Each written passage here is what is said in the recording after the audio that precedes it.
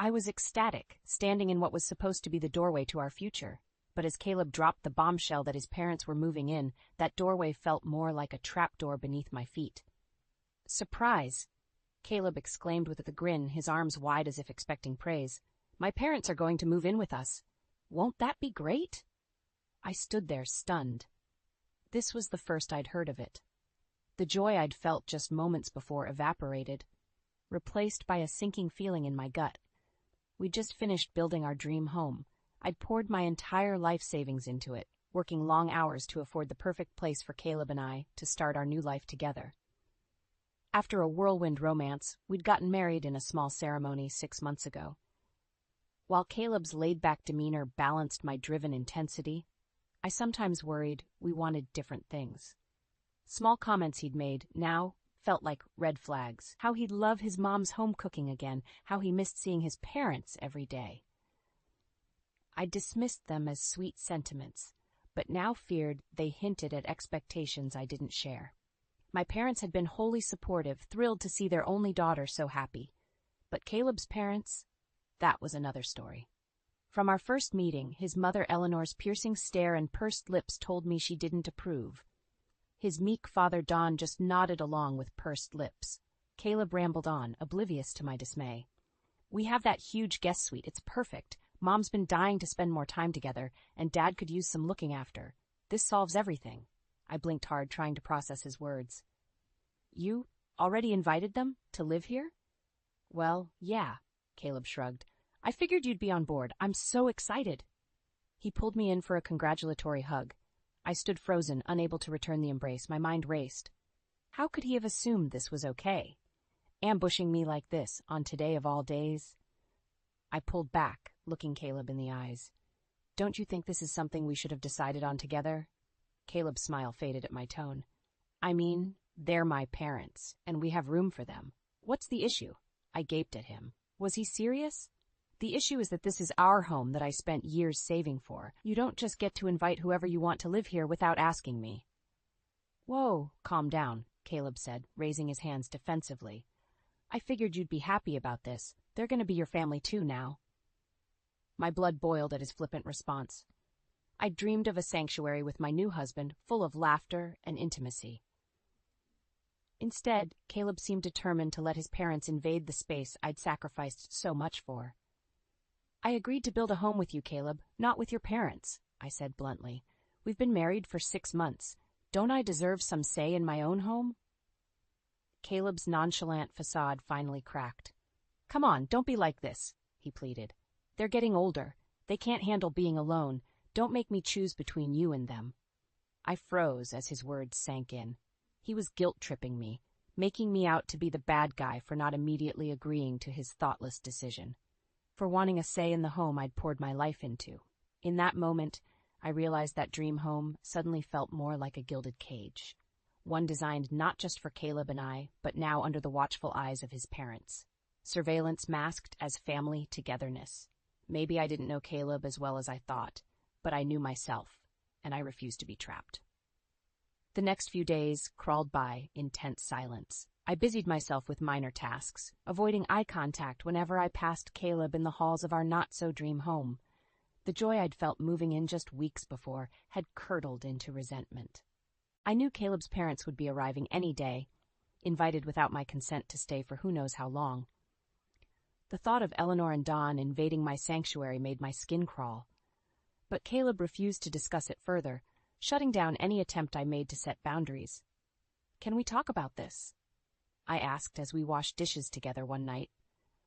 "I'm not comfortable with your parents staying indefinitely. Maybe we could compromise on a trial period first?" Caleb sighed, not meeting my eyes. "You're totally overreacting," he mumbled. "Just give them a chance. They're excited to help us get settled."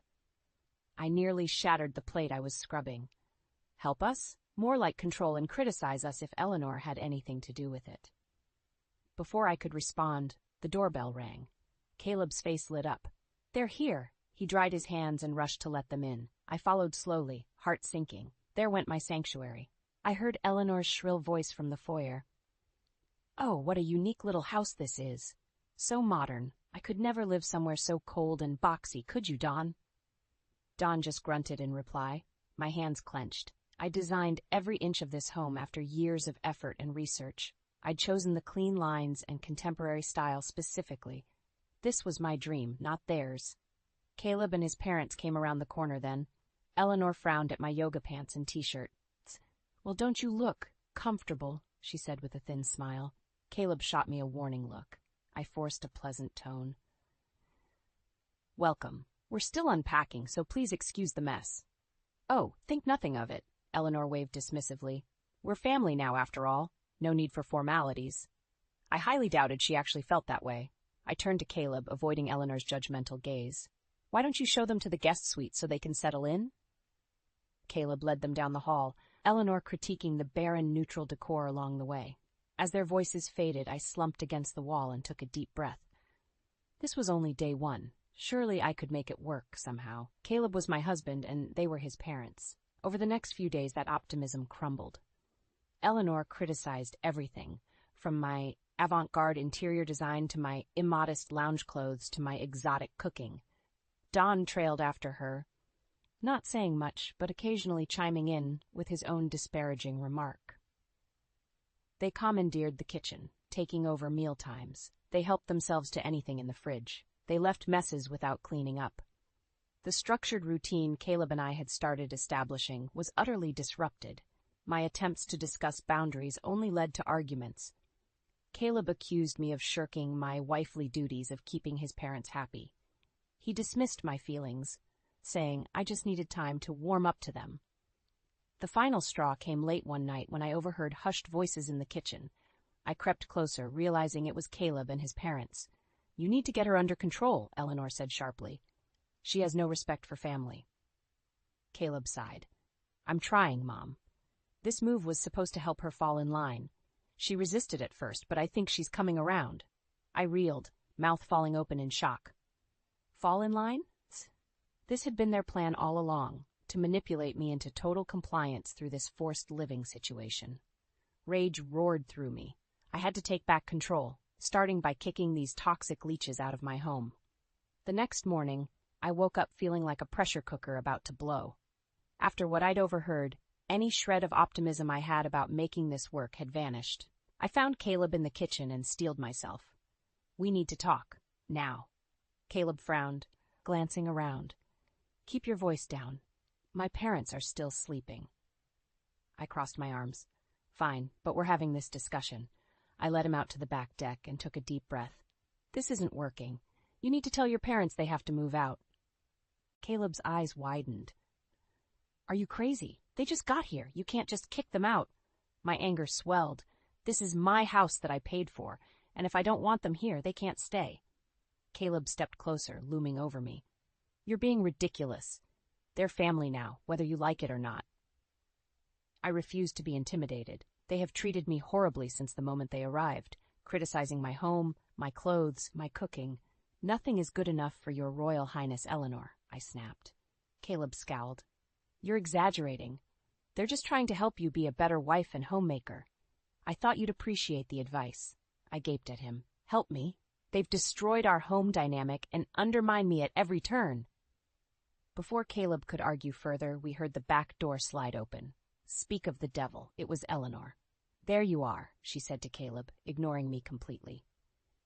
"Your father needs help programming the TV remote. This modern technology is so needlessly complicated." Caleb shot me a warning look. "I'll be right there, Mom."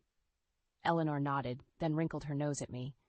"Oh, Jenna, dear, you look so unkempt this morning. Didn't you have time to put yourself together?" I was still in pajamas with messy hair at 11 a.m. on a Saturday. Not that I owed her any explanation about my choices in my own home. I forced a smile. "Just focused on some other priorities first. Please excuse my appearance." She shook her head. "A wife should always present herself properly. Don't you agree, Caleb?" "Of course, Mom," Caleb replied. My fists clenched.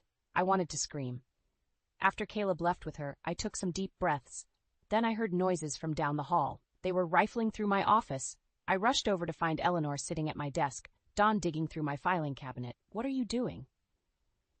I demanded. They looked up, startled. "Oh, we were just looking for the takeout menus so we could order lunch," Eleanor said casually. I strode over and slammed the filing cabinet shut, barely missing Don's fingers. Get out! My voice was ice. Eleanor's eyes narrowed. Now, that's no way to speak to your in-laws. We were simply... I said, get out! I shouted. This is my office, my private space. You have no right to go through my things without permission. They scurried out, grumbling under their breaths about my shrill tone and disrespect. As they left, I caught a glimpse of a paper on my desk, my bank statement. Boiling rage flooded me. They had been snooping through my financial records. These toxic, manipulative leeches had to go. Today. I had tried reason, compromise, patience. None of it mattered. They believed I was an obstacle in their plan to control Caleb and get their claws further into my life. Well, they had no idea who they were dealing with. I was done being nice. I would do whatever it took to cut them out of my home and my marriage for good. After the office invasion, I'd had enough. The time had come for drastic measures. I was kicking them out. I found Caleb in the living room and asked to speak privately. He reluctantly followed me to the bedroom. Your parents need to leave. Today, I said bluntly. Caleb's eyebrows shot up. You're insane if you think I'm kicking my parents to the curb just because you can't get along with them, Caleb spat. I held firm.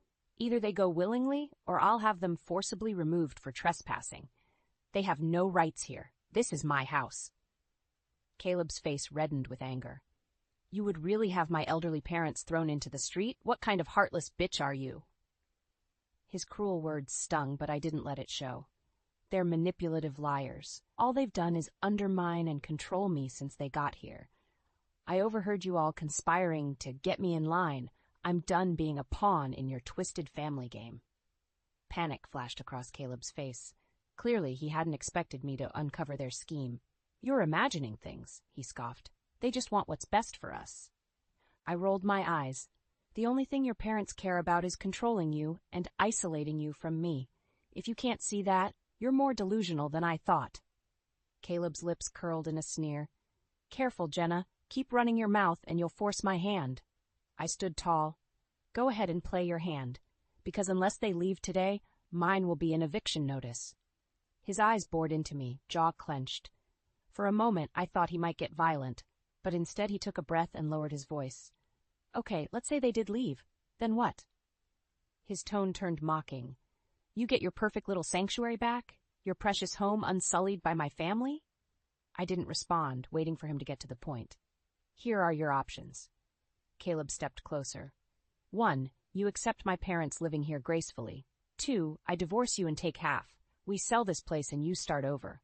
I reeled as his ultimatum sunk in. He would actually threaten to destroy our marriage, just to keep his toxic parents around. Any love I'd once felt for him dried up in that moment. Fine, I said icily. I'll have the divorce papers ready by tomorrow morning. Shock spread across Caleb's face. Clearly, he hadn't expected me to call his bluff. Too bad for him.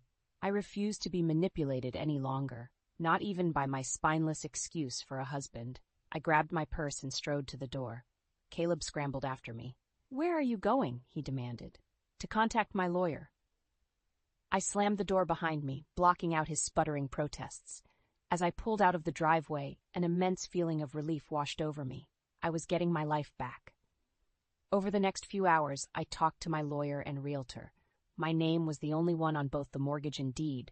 I had full legal claim to the house. Financial accounts were separate, with no communal assets. Caleb had no leverage. His tantrums and threats were empty. The only tie binding us was a flimsy marriage certificate, and that would soon be shredded. I returned that evening with steely calm. Caleb's parents had conveniently made themselves scarce. Caleb appeared, contrite. Look, can't we talk about this? He pleaded.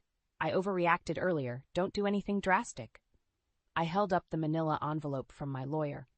The only talking now will be between our attorneys. Right, I'm filing for divorce first thing tomorrow. Caleb's face fell. For a moment I almost pitied him.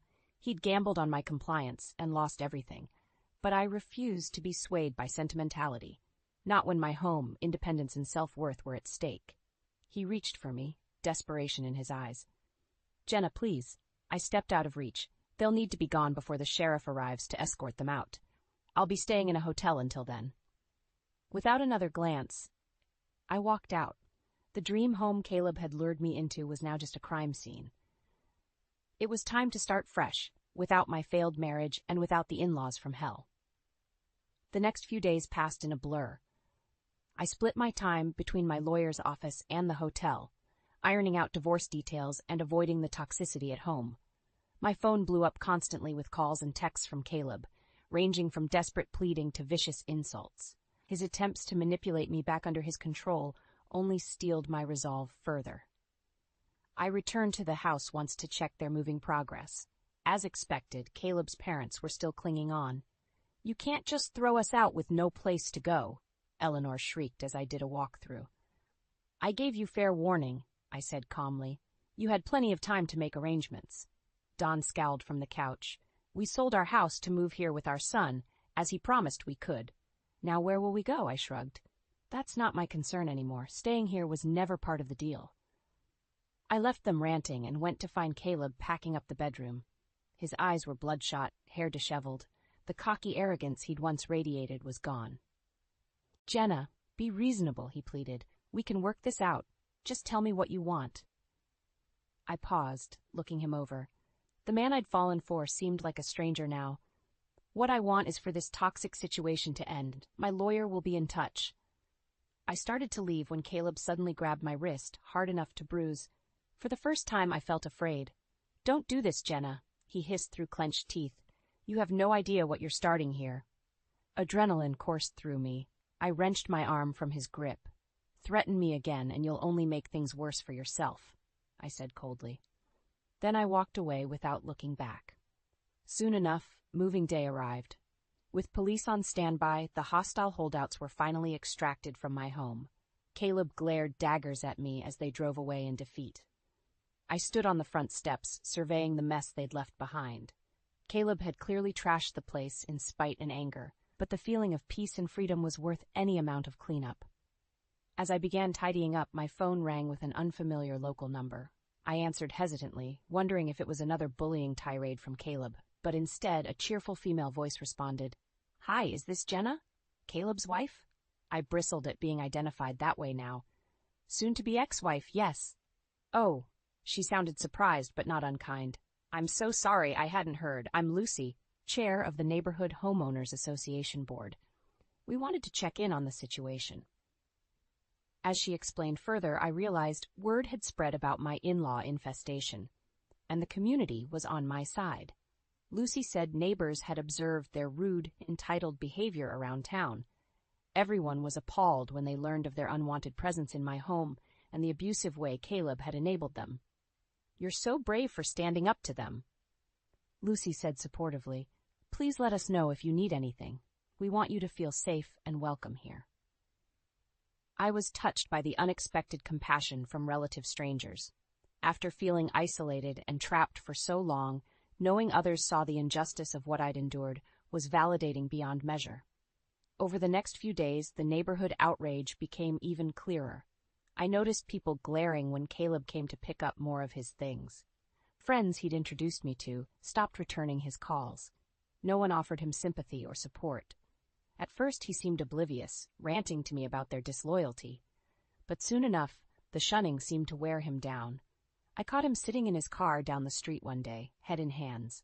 For once, he seemed to grasp the impact of his actions. Not just on me, but on how the whole community now viewed him. I almost felt bad seeing him so despondent. Then I remembered the months of manipulation he'd put me through. He'd brought this social exile on himself. As I reclaimed my home and independence, Caleb was losing everything he'd tried to build here, all because he'd gambled on my obedience to his family's cruelty.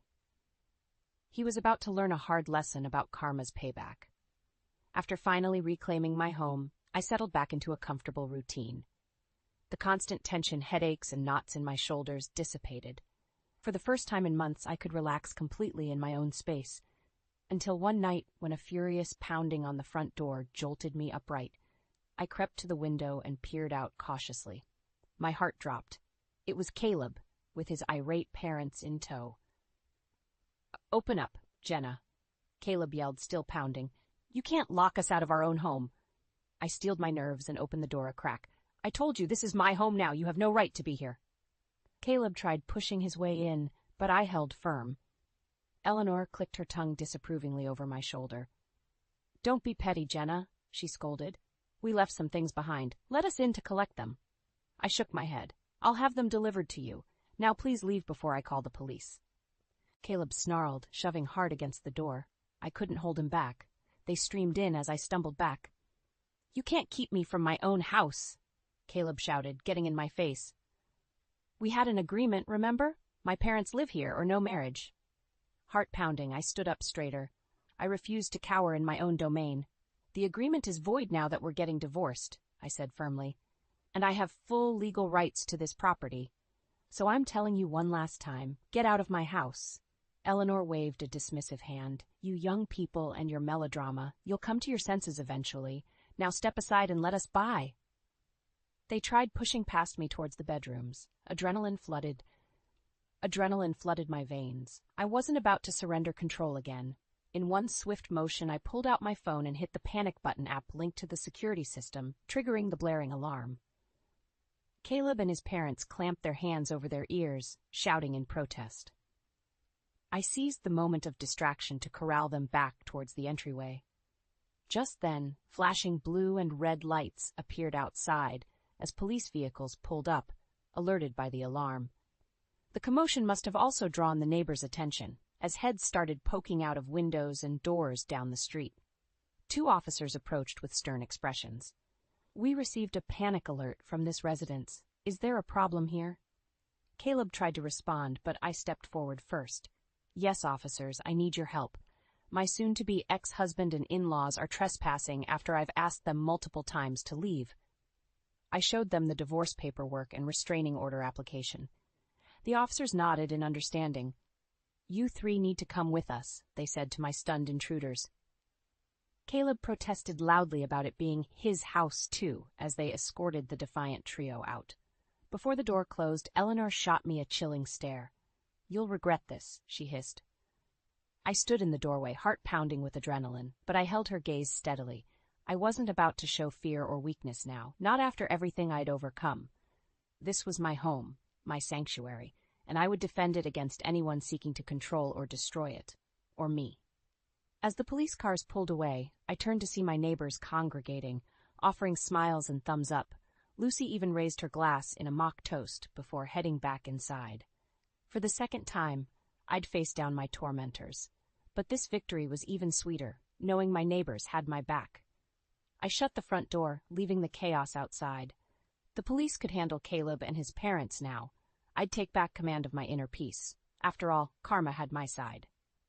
And her payback wasn't finished yet. In the weeks after the showdown, I anxiously awaited retaliation from Caleb and his parents. But instead, what I heard surprised me. Rumors spread that Eleanor and Don had been rejected by every senior living facility they applied to, due to past behavioral issues. Forced to move far from family, they were isolated and miserable. Caleb's graphic design business began struggling too. Former clients pulled projects and refused to give referrals. His social media pages were flooded with scathing comments about how he'd mistreated me. Part of me felt bad as they faced the consequences of their actions. No matter how cruel they'd been, I hadn't wished such misfortune on them. But I also recognized this was their own karma, coming full circle. They'd tried manipulating me in my own home. Now they were the ones feeling powerless and adrift. Oddly, I found myself almost missing the daily drama and confrontation. The empty stillness of the house without Caleb was jarring. Building something from scratch had sounded energizing at first. Now the unknown path ahead seemed daunting. An unexpected knock at the door pulled me from my thoughts one quiet evening. I peered out cautiously. It was Lucy from the HOA. "Hey, Jenna, glad I caught you," she said warmly. "The neighborhood ladies were hoping you could come to our book club next week. We'd love to have you join us." I was touched by the gesture. "That's so kind of you. I'd love to come." As we chatted, Lucy gave me an update on the Caleb situation. She was on the HOA board for their new community as well, which had promptly evicted them after yet another dramatic run-in with security. I shook my head. Even completely uprooted, they hadn't changed their ways. At least I knew I'd made the right decision removing their toxicity from my life. Lucy and I soon fell into easy conversation. I realized how starved I'd been for friendship. I'd spent so long isolated, just trying to survive. Eventually, talk turned to my plans for the future. Lucy's eyes lit up as I hesitantly mentioned wanting to start a support group for women escaping toxic or abusive relationships. "Jenna, that's an amazing idea. You could help so many people who feel alone like you did," she said enthusiastically. Her encouragement filled me with renewed purpose. I dreamed of a sanctuary where people supported each other, not competed or controlled. Now I could create that myself. When book club night arrived, I entered Lucy's home with nervous anticipation. But the ladies welcomed me warmly, treating me as one of their own immediately. As we discussed the novel, one woman confided about leaving her critical, dismissive husband. Another described setting boundaries against intrusive in-laws. Their stories resonated all too well. Then they turned to me, listening intently as I shared a brief version of my own saga. The compassion and solidarity in their responses overwhelmed me. These virtual strangers had shown me more care and respect in one evening than Caleb's family had in months. I realized this must be what true community felt like. In that moment, my vision for the support group crystallized. I could channel my painful experience into helping build connections and strength. After book club, Lucy walked me out. "You're always welcome here," she said, squeezing my shoulder. I thanked her, wiping away a stray tear. Then I took a deep breath of the cool night air. For the first time in forever, it felt like home. Seasons changed, and life settled into a comfortable rhythm. My support group flourished, becoming a refuge for people healing from toxic relationships. Members celebrated victories, offered empathy for setbacks, and found strength in shared wisdom. Watching them bloom gave me a profound sense of purpose. I was determined to nurture this community so that no one else had to face hardship alone.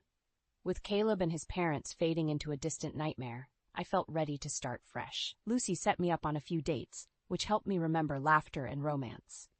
One night after a meetup with Andrew, a charming accountant, I came home to find Caleb sitting on my front steps. I froze, old anxieties flooding back at the sight of him. He stood up slowly, hands raised in a conciliatory gesture. "Hey, Jenna. I just wanted to talk, clear the air." Every instinct told me to turn him away, but he looked so haggard and defeated. I decided to at least hear him out. I crossed my arms. "Say what you came here to say." Caleb shuffled his feet, avoiding eye contact. "I messed up. I know that now. I was selfish and blind, and you have every right to hate me." His raw honesty surprised me. The old Caleb never would have admitted fault. "I let my parents manipulate me, and I tried doing the same to you." His voice broke. "You didn't deserve that. I'm so sorry." Part of me softened, seeing this remorseful, humbled man in place of the hostile stranger from before, but I couldn't erase the damage done. "You put me through hell," I said bluntly. "Your parents treated me horribly, and you enabled them. An apology doesn't change that." Caleb nodded, looking resigned. "You're absolutely right. I don't expect your forgiveness. I just hope someday you can find peace." He turned to leave. I thought of Andrew's warmth and support, the possibility of a partnership based on trust. A clean slate waited for me, but closure was needed first. "Caleb, wait," I called after him. He looked back, wary but hopeful. I chose my words carefully. "I appreciate you taking accountability, and I wish you well, but our paths diverged long ago." Caleb managed a sad smile. "I understand. For what it's worth, I'll always regret how things ended with us. Thank you for hearing me out." As I watched him drive away, an astonishing sense of calm washed over me. That painful chapter had finally closed. Later at book club, I told the ladies about Caleb's apology. They congratulated me on finding closure while still upholding my boundaries. "You're free of that mess for good now," Lucy said, raising her wine glass. The others cheered in agreement. Their solidarity never failed to lift me up. I realized then that the home I'd tried creating with Caleb had been an illusion. My true home was here, among these people who embraced me fully. Over time, Caleb faded to a distant memory. Meanwhile, Andrew and I grew closer, bonding over long talks, easy affection, and my awful attempts at cooking. One night, as we cuddled watching TV, Andrew gestured around my cozy living room. "You've made such a beautiful home," he said. I squeezed his hand, smiling contentedly. This house represented my resilience and independence, but it was the community I'd built that made it feel complete. Our home, I whispered.